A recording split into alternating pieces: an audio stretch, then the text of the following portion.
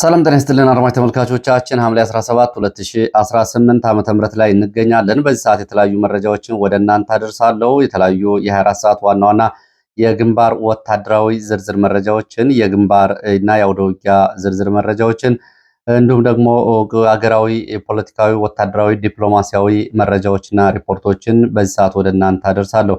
እናንተም እየተከታተላችሁ አብራችሁ እንድትቆዩ ነው በአክብሮት የምጋብዛችሁ። በህወሓት በኩል ያለው መጠነ ሰፊ ወታደራዊ እንቅስቃሴና በፌዴራል በኩል ያለውን እንደዚሁ ከፍተኛ ወታደራዊ እንቅስቃሴ በተመለከተ አዳዲስ መረጃዎች አሉ። ከምዕራብ ኢትዮጵያ ከአሶሳ ቀጠና እስከ ሰሜን ምዕራብ ኢትዮጵያ ሁመራ ድረስ አዲስ ስምሪትና የተጠንቀቅ ስምሪቶች ተሰጥተዋል። በተመሳሳይ እንደዚሁ በሰሜን ጎንደር ዋገምራ ዞን ራያ አፋርን ጨምሮ በተለያዩ ግንባሮች እንደዚሁ አዲስ ኃይልና ደጀን ኃይል የተባለ የአማራ ክልል ሚሊሻ እየተንቀሳቀሰ ይገኛል። ይህንን ጨምሮ በዚህ ሰዓት የተለያዩ ዝርዝር መረጃዎችን ወደ እናንተ አደርሳለሁ። ዲፕሎማሲያዊ፣ ፖለቲካዊ መረጃዎችም እንደዚሁ ተካተዋል። በወለጋ ቀጠናም እንደዚሁ የ24 ሰዓት ዋና ዋና መረጃዎችን፣ በሸዋ ቀጠና በተለይ ደራ አካባቢ ያለውን ስልታዊ የሆነ የኦነግ ሸኔን ስምሪትና ድጋፍ የተመለከቱ መረጃዎችን ጨምሮ ዝርዝር መረጃዎችን እስከ መጨረሻው አብራችሁ ከቆያችሁ የምታደምጧቸው ይሆናል። እያደመጣችሁ እንዲሁም ደግሞ እየተከታተላችሁ ሀሳብ አስተያየት ቢኖራችሁ ጥቆማ ዜና@gmail.com ላይ ልታደርሱ ትችላላችሁ። ብዙዎቻችሁ ሀሳብ አስተያየቶችን እያደረሳችሁ ስለሆነ በእጅጉ አመሰግናለሁ። በኢትዮጵያ ውስጥ ያለውን አጠቃላይ አስከፊ የኑሮ ሁኔታ፣ የኢኮኖሚ ቀውስ፣ የዜጎች ተስፋ መቁረጥና ተደራራቢ የመንግስት ግብርና የግብር አይነቶችን በተመለከተ የገንዘብ ጥያቄዎች የሚቀረው ያለውን አጠቃላይ የዜጎችን የኑሮ ሁኔታና የኢኮኖሚ ቀውስ አባብሰውታል። ኑሯቸውን እያላሸቁት እንደሆነ በተደጋጋሚ ሲገለጽ ቆይቷል። በትላንትናው ዕለት አንድ የተቆረጠ ቪዲዮ ሲዘዋወር ነበር። የታዋቂው ኢትዮጵያዊ አትሌት ኃይሌ ገብረስላሴ አሁን እንግዲህ በቢዝነስ ተሰማርቶ ያው ስመጥር ከሆኑ የሀገራችን ባለሀብቶች መካከል ይገኛል። እሱ በተለይ የግብር እያደረሰባቸው ያለውን ምሬትና በግብር ምክንያት ያለውን አጠቃላይ ሁኔታ በተመለከተ በተለዋጭ ፖሊሲ ውስጥ እንዴት ነጋዴዎችና የሀገሪቱ ዜጎች እየተጎዱ እንደሆነ ያሳየበት ብዙዎቹ መነጋገሪያ አድርገውታል። ጉዳዩ የኃይሌ ገብረስላሴ ብቻ ሳይሆን የሁሉም ኢትዮጵያውያን አሁናዊ ሁኔታ ነው የሚመለከተው። የኑሮ ሰቆቃውን በተመለከተ በኢትዮጵያ ውስጥ የሚጠየቀው ግብር በተለይ ደግሞ ከገቢዎች ጋር በተያያዘ በየአካባቢው ያሉ ሰቆቃዎች ብዙ ነጋዴዎች ተቋሞቻቸውን፣ ንግድ ድርጅቶቻቸውን ዘግተው ጠፍተዋል። ገቢዎች እየተጠየቀ ያለው ገንዘብ ከፍተኛ መጠን ያለው ነው። ይህ የማይሆን ከሆነ ደግሞ እስራትና ማስፈራሪያ፣ በዛ ላይ ደግሞ ያለው አድሏዊ አሰራር ዜጎችን ምሬት ውስጥ ከቷቸዋል። ከዚህ ጋር በተያያዘ በተለይ ገቢዎች ጋር በተያያዘ በርካታ ቅሬታዎችና ነጋዴዎችን እንባ የሚያራጩ የተለያዩ ክስተቶች መኖራቸውን የሚገልጹ መረጃዎች አሉ። በዚህ በኩል ገጠመኞቻችሁንና እንዲሁም ደግሞ ያላችሁን መረጃ ብታደርሱ ተመልሼ የመለስበት ይሆናል። በአገሪቱ ውስጥ ያለው አጠቃላይ የዜጎች ኑሮ ሁኔታ እንግዲህ ካለው የጦርነት እንዲሁም ደግሞ ተንቀሳቅሶ ከመስራት ገደብ ጋር በተያያዘ በርካታ የኢኮኖሚ ክፍሉ ለጦርነት እየዋለ ነው የሚገኘው። በዚህ ምክንያት ዜጎች ከፍተኛ ሰቆቃ ውስጥ ገብተዋል። ለማንኛውም በዚህ በኩል ሀሳብ አስተያየት ቢኖራችሁ በተለይ ከገቢዎች ጋር በተያያዘ ልታደርሱ ትችላላችሁ። ወደ መረጃዎች ነው በቀጥታ የሚሄደው። ወደ መረጃዎቹ ሲሄድ የቀድሞው የአማራ ክልል ፕሬዝዳንት በኋላ የውጭ ጉዳይ ሚኒስተር በኋላም የጠቅላይ ሚኒስተሩ የደህንነት ጉዳዮች አማካሪ እና አሁን በአሜሪካ ሀገር የሚገኙት እና የፋኖን ትግል እየደገፉ የሚገኙት ገዱ አንዳርጋቸው ጥሪ አቅርበዋል። በትላንትናው ዕለት ከኤምኤስ ሚዲያ ጋር ባደረጉት ቆይታ የተለያዩ ጉዳዮችን አንስተዋል። ይህ ፕሮግራም ክፍል አንድ እንደሆነ በተገለጸበት በዚህ ጉዳይ ላይ የተለያዩ ጥሪዎችን አቅርበዋል። የፋኖ ትግል ወቅታዊ ሁኔታና የድል ደረጃውን በተመለከተ በቀረቡ ጉዳዮች ላይ አቶ ገዱ አገዛዙ በፖለቲካም ሆነ በወታደራዊ መስክ መሸነፉን በመግለጽ አሁን የቀረው የመጨረሻው የማጥራት የመደምሰስ ጉዳይ ብቻ እንደሆነ እንጂ አገዛዙ በአማራ ክልል በፖለቲካም በወታደራዊ ኃይልም ተሸንፏል ሲሉ ተናግረዋል። ቀደም ሲል ፋኖ የህልውና አደጋ ውስጥ ተደቅኖበት የነበረ ቢሆንም አሁን ከ3 ዓመታት ጉዞ በኋላ ፋኖ የህልውና አደጋ የደቀነው በአገዛዙ ላይ ነው። የህዝብ ሙሉ ድጋፍ ስላለው ያንን አልፎ አሁን ለአገዛዙ ዋና የህልውና ስጋት ወደ መሆን ደርሷል ፋኖ ሲል የፋኖን የጥንካሬ ደረጃ በዚህ ልክ አስተያየት ሰጥተውበታል። ፋኖ ጠንካራ የህዝብ ድጋፍ ስላለው በምንም አይነት መንገድ ሊሸነፍ እንደማይችልም ይህንንም አንስተዋል። በዋናነት ያቀረቧቸው ጥሪዎች ግን አሉ። ፋኖና ሚሊሻ አባላት በፍጥነት መነጋገርና መወያየት እንዳለባቸው፣ ለዚህም ፋኖ ኃላፊነቱን ወስዶ ማመቻቸት እንዳለበት ጥሪ ሊያቀርብ ይችላል። በዋናነት የፋኖ ታጋዮች በወረዳ አመራር፣ በሚሊሻዎች፣ በሌሎች ላይ የሚያደርሱት ጉዳት ላገዛዙ ጥሩ ጉልበት ሆኖታል። ይሄ በተለይ ወገን እርስ በርሱ እንዲገዳደል ማድረግ ያገዛዙ ስትራቴጂካዊ ስልት በመሆኑ ይህንን ወጥመድ ሰብሮ መውጣትና እርስ በርስ መገዳደል በአስቸኳይ ማቆም ለድሉ ወሳኝ መሆኑን አቶ ገዱ ባቀረቡት ጥሪ ላይ አሳውቀዋል። ፋኖ ቀደም ብሎ ውስጣዊ አንድነቱን አጠናክሮ ክፍፍሉን አስወግዶ የዲሲፕሊኑን አስተካክሎ ቢሆን ኑሮ አገዛዙ ከዚህ ቀድሞ መጣል ይቻል ነበረ። አሁንም እነዚህ ጉዳዮች መስተካከል አለባቸው ብለዋል። በአጠቃላይ ፋኖ ውስጣዊ አንድነቱና ዲሲፕሊኑን ከሚሊሻው ጋር ያለውን ግንኙነትን ካጠናከረ ወታደራዊ ድሉ ጎን ለጎን የፖለቲካ ብስለቱን ካሳደገ ድሉን አጠናቋል ሲሉ ነው የተናገሩት። እንግዲህ በዚህ ጉዳይ የፋኖን አመጣጥ የፋኖን እንቅስቃሴ በተመለከተ የተለያዩ ሂደቶችን አልፎ እንደመጣ አብራርተዋል። በነገራችን ላይ ፋኖን በተመለከተ ብዙዎቹ በአማራ ፖለቲካ ውስጥ ያሉ ሰዎችም ጭምር የሚዘነጓቸው ብዙ ጉዳዮች አሉ። የፋኖ እንቅስቃሴ የተጀመረው ልዩ ኃይሉ ስለፈረሰ አይደለም። የፋኖ እንቅስቃሴ የተጀመረው ህወሓት ወደ አማራ ክልል ዘሎ ስለገባም አይደለም። ፋኖ በመጠነ ሰፊ በአማራ ህዝብ ላይ እየተፈጸመ ያለውን መዋቅራዊ የፖለቲካዊ በደል በመቃወም እንቅስቃሴ ሲያደርግ የቆየ ነው። ይሄ አሁን የተገለጹ ጉዳዮች እንደ ቅጽበታዊ ምክንያቶች ህወሓት በአማራ ክልል የፈጸመው ወረራ ፋኖን ንቅናቄ እንደ ቅጽበታዊ ምክንያት ሆኗል። እንዲሁም ደግሞ የልዩ ኃይሉ መፍረሱ ልዩ ኃይሉ በፋኖ ውስጥ በመግባት ፋኖ እንዲጠናከር አድርጓል እንጂ ጉዳዮቹ መሰረታዊና መዋቅራዊ የሆኑ የአማራ ህዝብ የፖለቲካ በደሎች ናቸው። ለፋኖ መነሳት ከአሁን በፊት በተደጋጋሚ በዚህ ጉዳይ ላይ ዓለም አቀፍ ሚዲያዎች፣ ዓለም አቀፍ ፖለቲከኞች ጭምር በአማራዎቹን ጨምሮ በ2013 ጀምሮ ከህወሓት ጋር በነበረው ጦርነት ምክንያት ከፌዴራል መንግስቱ ጎን ተሰልፈው የነበሩ ፋኖዎች አሁን የፌዴራል መንግስት ኃይሉን እየተዋጉ ነው የሚሉ ዘገባዎችን አልጀዚራም፣ ቢቢሲም ሌሎችም ሲያቀርቡ ይታያል። ይሄ ስህተት ነው። ፋኖ በወቅቱ ህወሓት በዚህ መጠነ ሰፊ ወረራ ሲያደርግ ወደ አካባቢው የራስን ህዝብ የመከላከል እንቅስቃሴዎችን አድርጓል። እንቅስቃሴው እንግዲህ ምናልባት ከተለያዩ ግንባሮች አንጻር አንድ አይነት መስሎ ሊታይ ይችላል እንጂ ራሱን እየቻለ ነው። አሁንም የአማራን ህዝብ ለመከላከል የሚያደርገው ጦርነትና እያደረገ ያለው ተጋድሎ በቅጽበታዊ ምክንያቶች የመጣ እንዳልሆነና በመዋቅራዊ ስር በሰደደ ጭቆናና ብሶት የተነሳ እንደሆነ ወደኋላ ረጅም ጊዜ ሄዶ ጉዳዩን የቅርጽና የአደረጃጀት ጉዳይ ካልሆነ ከዛ ቀደም ብሎ የፋኖ ጠመንጃ ከማንሳቱ በፊት በርካታ የፖለቲካ ድርጅቶች የ2010ን ለውጥ ለማምጣት እንዲሁም ደግሞ በተለያየ ጊዜ በርካታ ጊዜ የአደባባይ ሰልፎች ተደርገዋል። እዛ መዋቅራዊ እንዲሁም ደግሞ የዚህ ሁሉ ድምር ውጤት እንጂ የፋኖ የልዩ ኃይል መፍረስ ወይም ደግሞ የህወሓት ወረራ ለፋኖ መመስረት ለፋኖ ያሁን እንቅስቃሴ ቅጽበታዊ ምክንያቶች እንጂ መሰረታዊ ምክንያቶች አይደሉም። ይህንንም እንግዲህ በትላንቱ ላይ ለትዝብት ተመልክቻለሁ። ለማንኛውም አሁን የፋኖ የደረሰበት ደረጃ በዚህ ልክ ተገልጿል በነ አቶ ገዱ አንዳርጋቸው። ወደ ግንባር መረጃዎች ሲሄድ ወደ ሸዋ የሚወስድን መረጃ አስከትላለሁ። በደራ ወረዳ ራቾ ተብሎ በሚጠራ አካባቢ በመከላከያና በኦነግ ሸኔ መካከል ለሰዓታት የቆየ ውጊያ ተደርጓል። ሆኖም መከላከያ ቦታውን ለቆ በማፈግፈጉን የመረጃ ምንጮች ገልጸዋል። ይህንን የዓይን እማኞች እና የመረጃ ምንጮች እንደሚሉት መከላከያው ያፈገፈገው ሆን ብሎ ኦነግ ሸኔ ከሰላሌ ወደ መራቤቴ ሬማ ድንበር ኮሎ ተብሎ ወደሚጠራው አካባቢ እንዲጠጋ ለማድረግና ስልታዊ የሆነ ስምሪት እንዲያገኝ ለማድረግ ነው ብለዋል። የአካባቢው የመረጃ ምንጮች ፊት ለፊት ከሚገኙ የፋኖ ኃይሎች ጋር በኮሎ ቀጠና ውጊያ እንዲያደርግ ስልታዊ ግብዣ ነው ሲሉ ይህንን እየተሸረበ ስልታዊ ሴራ የመረጃ ምንጮች ገልጸዋል። በወረዳው ያሉ የመንግስት አካላት ለኦነግ ሸኔ ሎጂስቲክ ድጋፍ እያደረጉ እንደሆነ የሚገልጹት የመረጃ ምንጮች በተጨማሪም በአካባቢው የሚሰጡ ወታደራዊ ስልጠናዎችና የሚሊሻ ስልጠናዎች ኦሮሞኛ ተናጋሪዎቹን ብቻ መሰረት ያደረጉና ከሸኔ ጋር ጥቃት እንዳይደርስባቸው ስልታዊ የፓራሚሊተሪ ልምድ ልውውጥን መሰረት ያደረጉ ናቸው። በብልጽግናና በአካባቢው ሸኔ መካከል ትብብር እንዳለ የጋራ ወታደራዊ የፓራሚሊተሪ ስልጠናዎች በተደጋጋሚ ሲሰጡ ተመልክተናል ብለዋል። ጉንዶ መስቀል ወደ ሬማ የሚወስደው መንገድን ኦነግ ሸኔ ለመቆጣጠር እድሉ ከፍተኛ ነው ያሉት የመረጃ ምንጮች መከላከያ በአካባቢው የሚያደርገው እንቅስቃሴም እጅግ አነስተኛና ስልታዊ ድጋፍ ነው ሲሉ ገልጸዋል። ኦነግ ሸኔ በተቆጣጠራቸው በርካታ የደራ ወረዳዎች በርካታ ወጣቶችን በማፈስ የግዳጅ ወታደራዊ ስልጠናዎችን እየሰጠ ይገኛል። ለዚህ ደግሞ የአካባቢው የኦህዴድ ብልጽግና መዋቅር ስልታዊ ድጋፍ እያደረገ ይገኛል።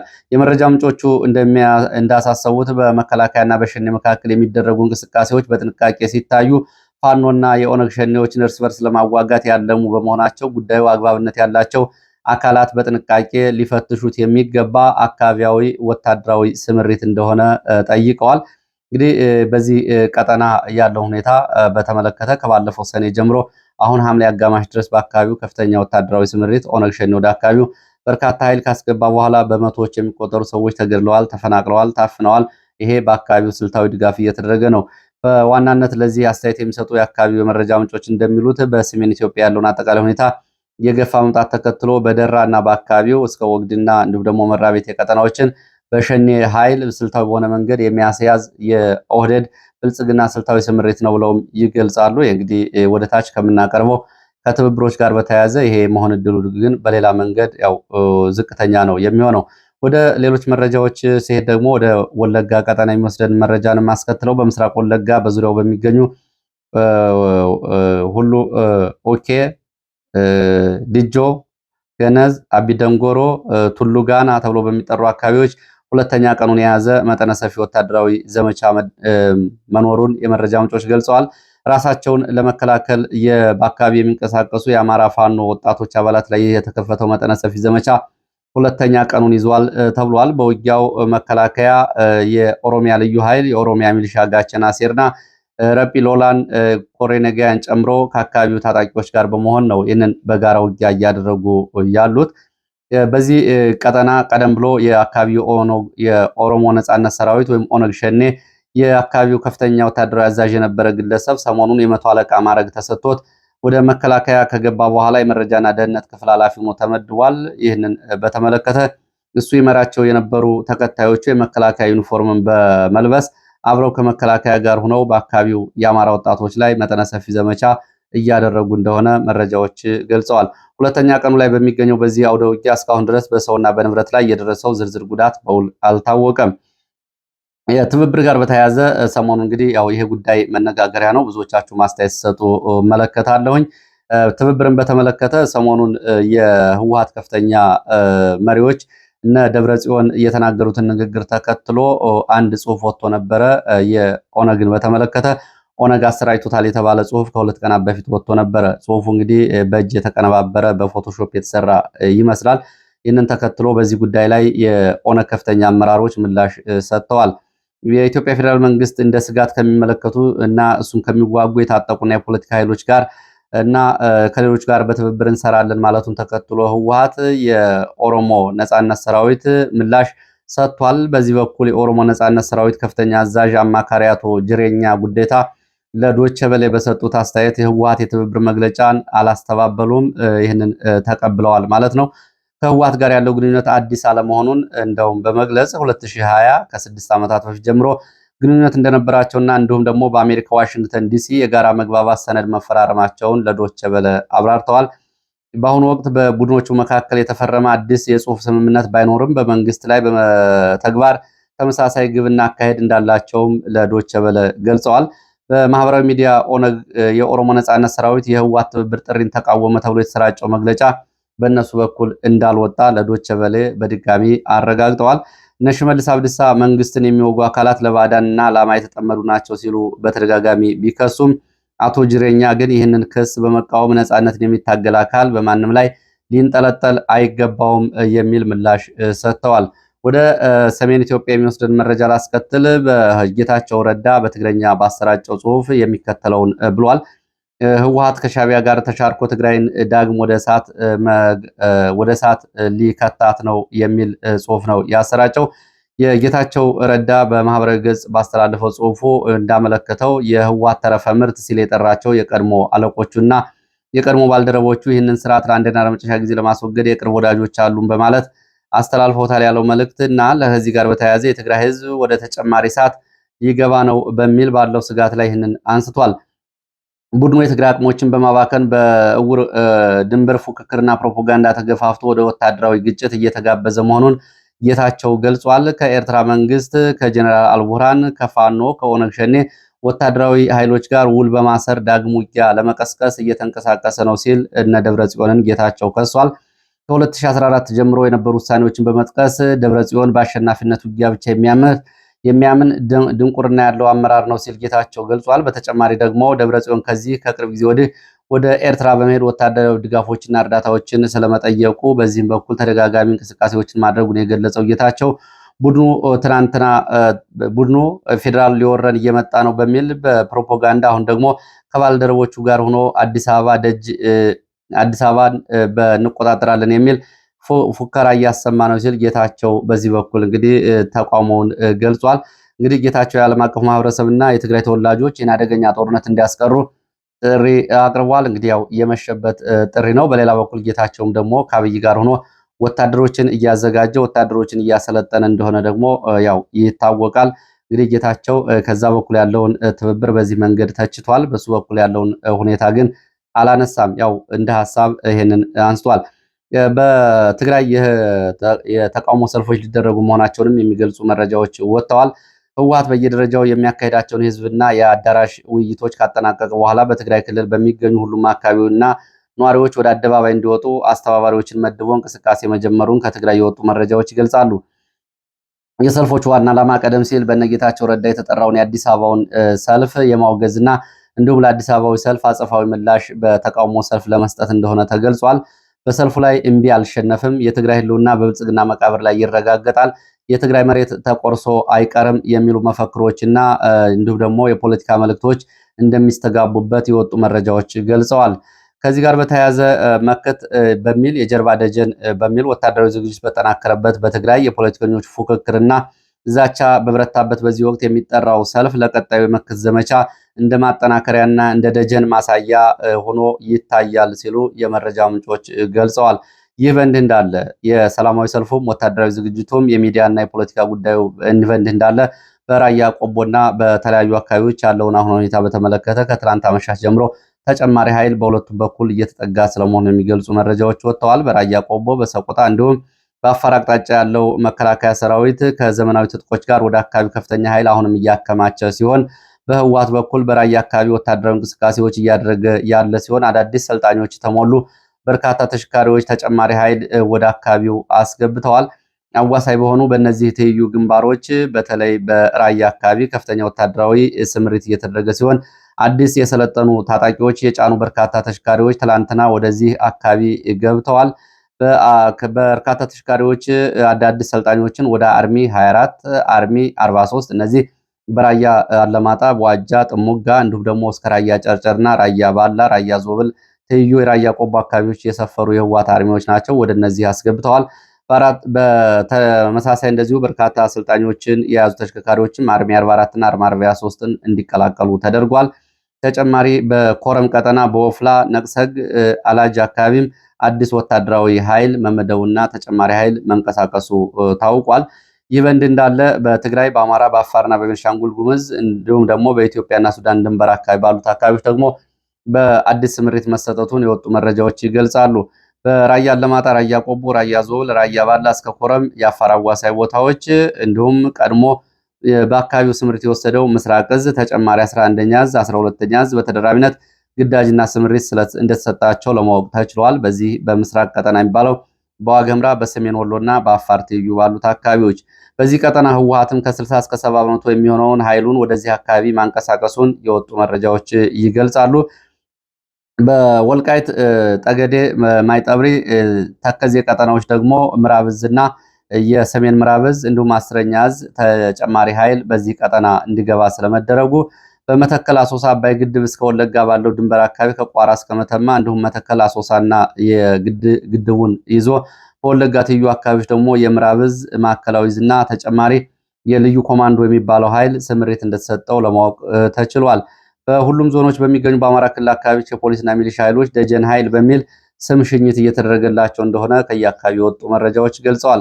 በሚቀጥሉት ቀናት በማዕከላዊ ቦታዎች በየዞኖቹ እንዲሰባሰቡ ቀጥሎም ከመከላከያ ጋር እንዲሰለፉ ትዕዛዝ በተሰጠው መሰረት በደቡብ ወሎ ደሴ፣ ኮምቦልቻ፣ ቡርቃ እንዲገቡ ተደርጓል። ደሴና ኮምቦልቻ የደቡብ ወሎ፣ ሰሜን ወሎ መርሳ እርሻ ኮሌጅ እንዲሁም ደግሞ በተለያዩ የጎንደር፣ ጎጃም፣ ሸዋ አካባቢ ያሉ ሚሊሻዎችም በየማዕከላቱ እንደየአካባቢው ስምሪትና ግዳጅ ተንቀሳቅሰዋል ነው የተባለው። ትላንትና ማዕከላዊ ጎንደር ብዙ ወረዳዎች ላይ የደጀን ኃይል በሚል ሽኝት ተደርጓል። ሰሜን ወሎም በተመሳሳይ ይህ መሆኑን መረጃዎች ይገልጻሉ። ሚሊሻዎቹ ከመከላከያ ጎን ለማሰለፍ እንደታለመ የገለጹት የመረጃ ምንጮች መከላከያ ሰራዊቱም አዳዲስ ወታደራዊ አፈሳዎችንና ግዳጅ አፈሳዎችን በተለያዩ የኦሮሚያ ክልል አካባቢዎች እየተደረገ እንደሆነ መረጃዎች ገልጸዋል። በአማራ፣ ትግራይ፣ አፋር በኢትዮጵያና ሱዳን አዋሳኝ አካባቢዎች ከፍተኛ የሆነ ወታደራዊ ክምችት መኖሩን ባልተገመተ ጊዜ ከባድ ውጊያ ሊቀሰቀስ ይችላል። ይህ እንግዲህ በአማራ ክልል ከቀጠለው ውጊያ ባሻገር እንደሆነ መረጃ ምንጮች ይገልጻሉ። በሁለቱም በኩል ሰፊ ወታደራዊ ዝግጅትና ጦርነቱ ማንኛውም ሰዓት ሊቀሰቀስ ይችላል ያሉት የመረጃ ምንጮች ወደ የአካባቢው ተጨማሪ የአየር ኃይል ስምሪት ስለመኖሩ ይገልጻሉ። ወደ አሶሳ ቀጠና የሚወስደን መረጃ ሳደርስ በአሶሳ ተጨማሪ የጦር መሳሪያና በርካታ የሎጂስቲክ ወደ አካባቢው መቅረቡንም መረጃዎች ገልጸዋል።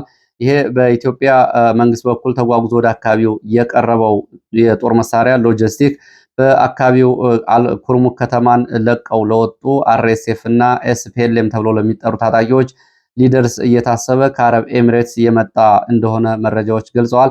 ባለፈው በተደረገ የደህንነት ስብሰባ ኩርሙክና ደማዚን አካባቢዎችን መልሶ ለመቆጣጠር መልሶ ለማደራጀትና በአካባቢው ተሸንፎ ወጥቶ የነበረውን ኃይል የማሰባሰብ ስራዎች እንዲሁም ደግሞ አፈግፍጎ ወደ ኢትዮጵያ ኩርሙክ የተመለሰውን አርኤስኤፍን የሱዳን ኩርሙክና ገዥ የሚባሉትን የጥቁር አባይ ቀጠናዎች እንዲቆጣጠር ለማድረግ በርካታ ሎጂስቲክ መቅረቡን መረጃዎች ጠቁመዋል።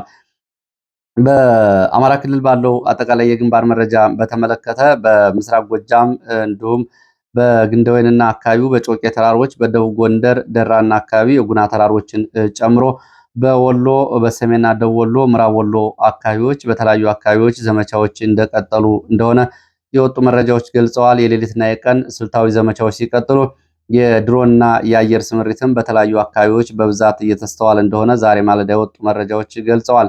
ዛሬ ማለዳ ከወጡ መረጃዎች መካከል በሸዋ በሰሜን ወሎ የተለያዩ አካባቢዎች የድሮን ቅኝቶችና የድሮን አሰሳዎች እንዳሉ ተገልጿል። ቀደም ብሎ እንግዲህ በድሮን ጥቃት በደቡብ ወሎ ቦረና ሳይንት ወረዳ መካነ ሰላም ከተማ በአባይ ሸለቆ አቅራቢያ የሚገኝ ገዳም በድሮን ድብደባ መነኩሳት ምዕመናን መገደላቸው ይታወቃል። እንግዲህ መነጋገሪያ ከሆኑ ጉዳዮች መካከል ይገኝበታል።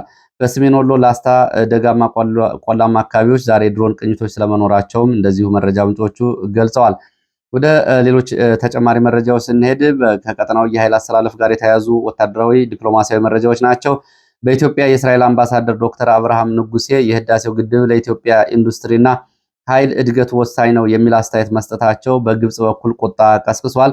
ግብጽ የኢትዮጵያ ግድቡን በይፋ ስራ ካስጀመረች በኋላ የታችኞቹ ሀገራት ግብጽና ሱዳን አደጋ ላይ ወድቀዋል፣ ኢትዮጵያም ይህን የፖለቲካ ጉልበትና የፖለቲካ ፍላጎት ማስፈጸሚያ አድርገዋለች የሚል ምላሽ ሰጥተዋል። ኢትዮጵያ፣ ግብጽ እና የእስራኤል ያሉበት ወታደራዊና የኃይል አስተላለፍ የሚያሳይ አስተያየቶችና ንግግሮች ናቸው።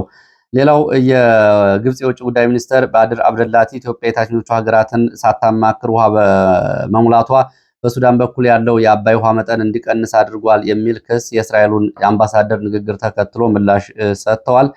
ወደ ሱዳንን የተመለከቱ አጫጭር ወታደራዊ መረጃዎች ስንሄድ በምዕራብ ኦምዱርማን ተብሎ በሚጠራው አካባቢ ከ389 በላይ ወደ 400 የሚጠጉ የአርኤስኤፍ ታጣቂዎች ከ63 ተሽከርካሪዎች ጋር በመሆን ለአልቡርሃን ጦር እጃቸውን ሰጥተዋል ተብሏል።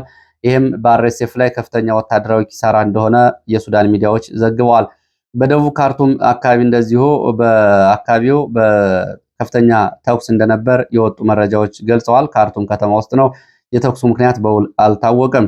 ይህንን አካባቢ አርኤስኤፍ ለቆ ከወጣና የሱዳን ጦር መልሶ ከተቆጣጠረ በኋላ እንደዚህ አይነት ለረጅም ሰዓታት የቆየ ተኩስ በአካባቢ ሲቀሰቀስ የመጀመሪያው እንደሆነ የሱዳን ሚዲያዎች ገልጸዋል። በምዕራብ ኮርዶፋን በአርኤስኤፍ በደረሰ ጥቃት ሰዎች ተገድለዋል። በሌላ በኩል ሱዳን አሜሪካ ያቀረበችላትን የኬሚካል ጦር መሳሪያ ተጠቅማለች የሚለውን ክስ በድጋሚ ውድቅ አድርጋለች።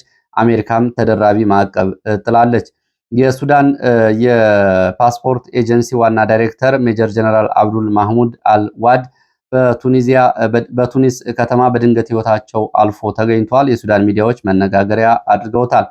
ወደ ቀይ ባህር ሰሞነኛ ጉዳይ ስንሄድ የወጡ አማጽያን በሳውዲ አረቢያ አልሻቂቅ ወደብ አቅራቢያ የሚንቀሳቀሱ ሁለት የሳውዲ አረቢያ ነዳጅ የጫኑ መርከቦች ላይ የድሮንና የሚሳኤል ጥቃት ፈጽመው በመርከቦቹ ላይ ከባድ ጉዳት ማድረሳቸው ዓለም አቀፍ መነጋገሪያ ሆኗል። በዚህ ምክንያት የነዳጅ ዋጋ እንደገና አሻቅቧል። ከሆርሙዝ ሰርጥ በኋላ ሳውዲ አረቢያ አማራጭ አድርጋ የምትጠቀምበትን ይህን የቀይ ባህርና የአካባቢው ላይ የሁቲ አማጽያን የፈጸሙ ጥቃት ከፍተኛ ጉዳት አድርሷል። ሳውዲ አረቢያ ጥቃቱን ያወገዘች ሲሆን የአረብ ሀገራት የጋራ ምላሽ እንዲሰጡም ሳውዲ አረቢያ ጥሪ አቅርባለች። የአፍሪካ ህብረት ኮሚሽን ሊቀመንበር ማህሙድ አሊ የሱፍ ሁቲዎች የፈጸሙትን ጥቃት አጥብቀው የኮነኑ ሲሆን ሳውዲ አረቢያ ጎን እንደሚቆሙ የአፍሪካ ህብረትም ገልጸዋል። የቀይ ባህር ንግድ መስመር ደህንነት ሊከበር እንደሚገባው የጅቡቲው ተወላጅ የአፍሪካ ህብረት ሊቀመንበር ይህንን ገልጸዋል። ጅቡቲም በዚህ ቀጠና ሁቲዎች ይህን የሚያስተጓጉሉ ከሆነ ጉሮሯ ከሚዘጉ ሀገራት አንዷ ነች የምትሆነው።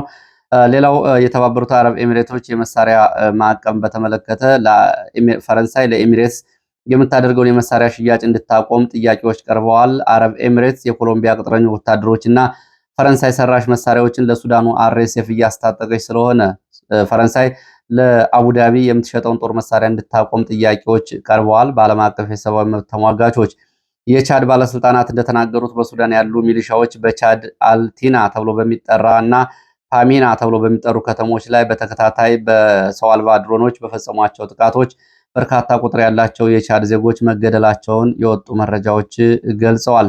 ወደ ጎረቤት ሶማሊያ ስንሄድ ሞቃዲሾ ወደ ሞቃዲሾ በርካታ የጦር መሳሪያ የጫኑ አውሮፕላኖች ወደ ሞቃዲሾ ገብተዋል። ይህም ከቱርክ የተነሱ ሳይሆኑ እንዳልቀሩ ተገምቷል። ያው ቱርክ እንግዲህ የሞቃዲሾን የባህር ክልል የአየር ክልልና የምድር ክልሏን ለመጠበቅ በምክር ቤት ባጸደቀችው አዋጅ መሰረት በርካታ ጦር መሳሪያ በርካታ ኃይል ማስገባቷ ይታወቃል። ኬንያ አስፈላጊው ፍቃድ ባለመስጠቷ ኬንያና ታላቋ ብሪታንያ ሊያደርጉት የነበረ የጋራ ወታደራዊ ልምምድ መሰረዙንም እንደዚሁ ከምስራቅ አፍሪካ ከተገኙ መረጃዎች መካከል ለመመልከት ተችሏል። ለዚህ ሰዓት የነበሩ መረጃዎች እነዚህ ናቸው። ስለተከታተላችሁ በእጅጉ አመሰግናለሁ። አሁንም ሀሳብ አስተያየት ቢኖራችሁ ጥቆማ ዜናችሁ @gmail.com ላይ ልታደርሱ ትችላላችሁ። መልካም ጊዜ